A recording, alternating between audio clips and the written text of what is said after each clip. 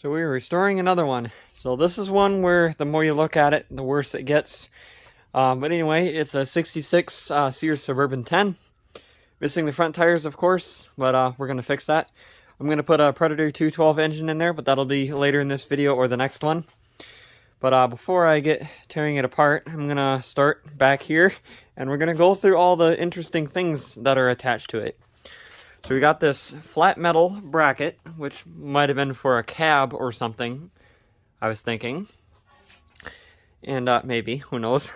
And then that's resting on the seat spring, or the seat spring's resting on it. And then there's something welded to the bottom of the seat spring here, a thick piece of metal. Seat spring was broken and welded back together, of course. And then there's this piece of metal here that comes 3/4 of the way up from the bottom of the seat spring. The seat spring is welded to the frame of the tractor. That's wonderful. And then, of course, this whole bracket contraption is bolted to the back where the 3-point hitch mounts. We've got a couple of these lights, which would have been cool if I would have had the lens for this one. But I guess, oh well, I have the one. And then we've got a ground cable for a battery just randomly here, hooked to a wire.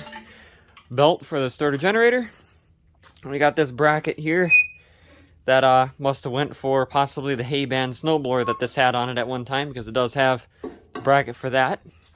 And then there's this here, which is hooked up to the PTO on the inside there, which moves the bracket in the front.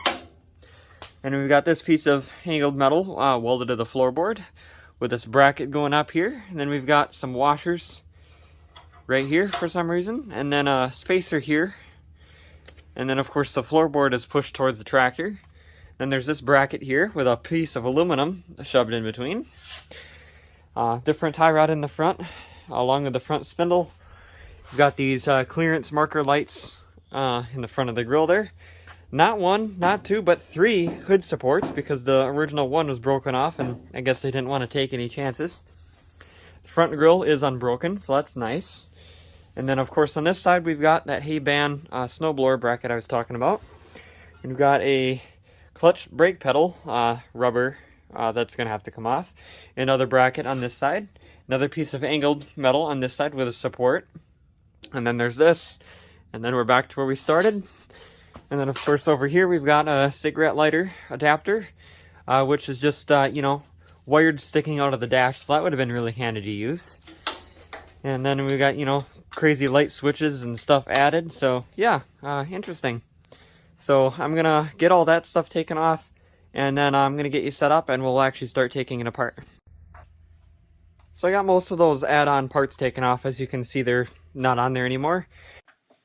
So I start off by pulling the bolts out for the mid-mount lower deck attachment hanger, which this is the first thing I always seem to do, unless it's missing. Just 4 bolts is all it takes to take that off. Now there is a couple bolts holding this fender on, which this tractor has a weird design I've never seen before, where the parking brake lever and the front bolt that holds the fender on is the same bolt. They don't have just 2 separate bolts, so they just use the same one. I don't know why. And then I flip the tractor over the other side, which I didn't show, and now I'm pulling the bolts out for the other side fender, which these don't have a parking brake lever over here, so this was a little bit easier because that lever wasn't in my way. So, of course, the tractor's flipped over. I got the fenders and the back tires taken off. That's about it so far. But I wanted to show you the 1966 only style steering. Normally, there's a little triangle piece that goes about right here with 2 smaller tie rods. And then there's a tie rod that comes from here and then moves that triangle piece. It's kind of shaped like my hand. And then there's a bracket that comes up and it mounts here. Of course, it's like they knew what they were going to do, because this is all here. It just doesn't have that, which is neat. And then this steering piece here is completely different. This looks more like a 65, like David Bradley kind of steering.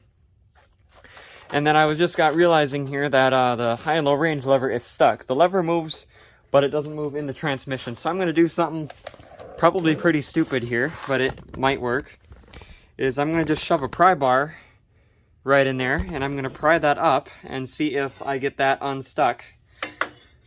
And I don't know, I have my delts in this, but we'll see what happens.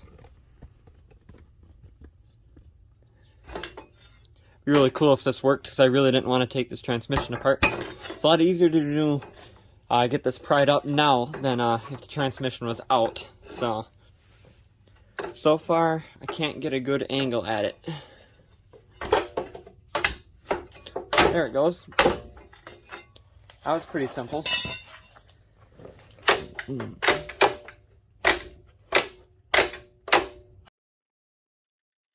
Now I start taking off the front tie rod assembly, which the middle tie rod I'm pretty sure is original because it has that original kind of blue paint on it. But then the tie rod going from the steering gears to the axle is definitely not original. And then now I am pulling off the center bolt there, which as you can see, it took a little bit of work getting that out. But of course I made it look a lot easier on camera than it actually was. This took probably a good 10-15 minutes because I could only do it about a quarter turn at a time. And as you see there, I got the bolt right out.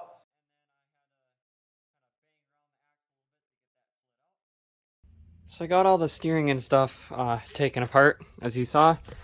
And unfortunately I had to cut the clutch pedal just because the one bracket didn't want to move off that way. So I just cut it down the middle, so I'll have to weld it back together when I put this together. Otherwise, the front frame is ready to come off.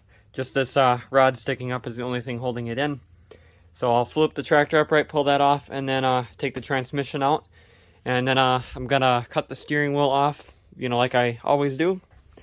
And then it's pretty much taken apart. Basically, I'm gonna, opposite of the keyway, I'm gonna just cut the steering wheel. You will have a little line in the steering wheel which you could glue back together later if you want, or just live with it. So here it goes.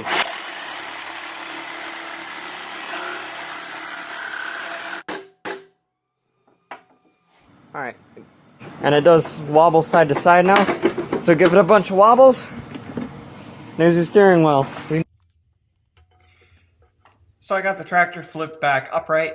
Now I am pulling the cotter pin that holds the high-low range lever to the lever that goes inside the transmission. This can take a little bit of time. It does help if you have the longer needle nose pliers, just so you can get in there to it a little bit easier. And then just kind of bend it straight and then push it through, which I didn't really show that very well just because it's hard to get a camera in there. Now I'm pulling out the 2 bolts on each side for total for the transmission, and then there is of course 2 more, which is by the shifter. Now I always do this, and I kind of recommend it just because it's easier, is to pull the hitch plate out with it attached to the transmission, and then do the same thing to put it back in. Otherwise it's going to be really hard if you have the frame bolted to the hitch plate and then put the transmission in when you go to put the tractor back together. That's just what I've always done. I've tried it the other way, and it takes a lot more time, and it's a lot harder just to get everything lined up.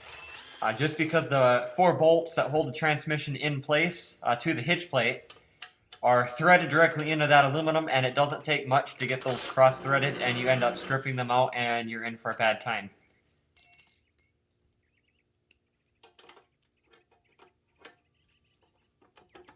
And that front bolt there gave me a little bit of a problem. It wouldn't want to come out. I guess the weight of the frame was kind of pinching it in there, making it take a long time to get that bolt out, but I finally got it.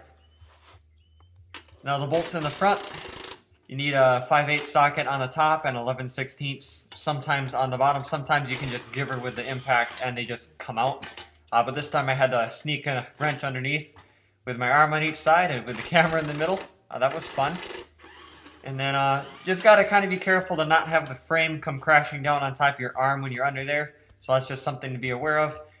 And then I always grab a pry bar and pry that up, the frame up, so you're not getting your hands pinched in there, just as a safety thing, because you don't want your hand pinched between the frame and the transmission. And then lift that up out of the way, and the transmission's out. Fairly simple. So I got it taken apart the rest of the way. Of course, now I have, you know, a pretty good sized mess. Not as big as a mess as if, you know, those times I took 2 or 3 tractors apart. So there's a better look at that seat spring that is welded on, which is interesting. I guess I haven't pulled the high-low range lever out, so I'll have to do that next. The steering wheel didn't survive being cut off. It's in a little rougher shape now. I think I can fix it still. That plastic piece in the middle started shattering into a million pieces. So I'm going to end up busting this black like rubber coating off until about here, which is pretty common on these, and then I'll fix the center, I'll bend that back, and then weld it back. Since it is cut in 2 spots, I'll just weld that back together and then paint the whole middle part of the silver, and it'll look like that's how it's supposed to be. And then there's that side frame there that's bent way up, as you can see right there. I'll have to bend that back. Otherwise, looking at the original color on this, it's kind of a dark blue. On the fender here, that looks more like the Jade Mist, kind of lighter blue. So there's a look at like the Jade Mist. It's like a bluish, but it kind of fades to a green somewhat over time. And then here's a look at the same color blue, which that does look like what I just showed you on the inside of that frame piece. So that's probably what it is. I'm just not sure why those fenders look like Jade Mist. But otherwise, I've got a few more things to do. I've got, of course, that high-low range lever. I have those 4 bolts there to grind off. Those lights to take off, you know, little small dumb stuff like that. I might see if I can at least clean up the welds on that seat spring, and then probably cut this piece here off, and then maybe this piece. And then I'll just leave it welded to the frame because it's not going to hurt anything being attached there. I can just paint all that in place, no problem. So I'm going to get this mess of stuff I keep tripping on picked up, put on some pallets, and I'm going to start wire wheeling some stuff, come back and give you an update. There's water coming out of the tire between the inner tube and the tire itself. That's interesting. So I got the frame painted, as well as the other frame parts and the parts on that pallet. I did paint the rims already, which is nice, ahead of time. The outside, or the inside of the hood and the inside of the dash over there is painted. I do still have to wire wheel the outside down to bare metal and then paint the outside. That's not a big deal. You might already be thinking, wow, ain't that a little dark? Yes it is. That's because somebody grabbed the wrong can of paint, and when I was doing it, I'm like, you know, this seems really dark. So I'll show you the 2 cans of paint here. So you got the paint I used. You can kind of see what it looks like on the outside versus the paint I should have used. And we'll grab a part here and hold it up next to the tractor it should be. So the paint I chose for this, which is part in my hand, which is a lot brighter out here in the better lighting, versus the color it should be. Yeah, there's a bit of a difference there, but it is, I guess, what it is. And then just for the fun of it, here it is next to the like standard Sears blue that most of the tractors are. Yeah, there's quite a bit of difference there. So that is going to be it for this video. This video is a good length, and from here I'm going to be doing a time lapse of putting the tractor and everything together. So that is going to be it for this video, and thanks for watching. More coming more than likely next week on this.